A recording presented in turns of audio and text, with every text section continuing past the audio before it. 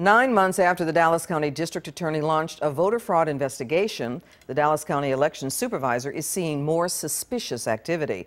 The Elections Office has already turned over potentially fraudulent mail-in ballot applications for the March primary to the District Attorney. Lori Brown has information about the case you will see only on Fox 4. Lori. Clarice, Tony Pippin's pool says her office has already received mail-in ballots back because the voters didn't request them. It's a complaint that became common during the May election last year, and she says her office is ready to spot any voter fraud. Dallas County elections workers are stuffing mail-in ballots with the goal of making sure they'll only end up in the hands of legitimate voters. And the voter's signature has to be across this flap. Elections Administrator Tony Pippin's pool says her office is already finding suspicious activity. We are looking at when the applications come in and they're checked, and we see that they're applications for deceased voters. When we see mail ballots come back, and we just got the application within that same month, and that ballot comes back as addressee unknown, we're turning those over to the District Attorney's office. Although Pippin's pool declined to give specifics, she indicated the number of suspicious ballots so far is small.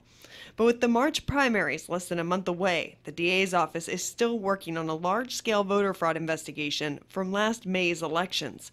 Investigators collected 6 boxes of suspicious ballots from that election, 700 ballots witnessed by the same person who called himself Jose Rodriguez. It was very shocking when we began to see some of the names still come up, that same name on all of these applications.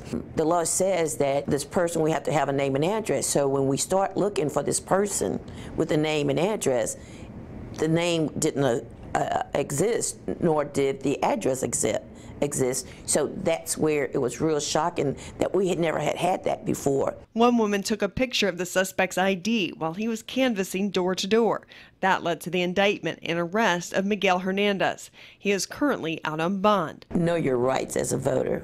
Pippin's pool says her office has made a lot of changes. Among them, they are now putting letters in the ballots advising people to mail in their own ballots. If someone comes to your home asking for your ballot, let me help you with your ballot. Stop. If you don't know that person, don't allow them to come into your home.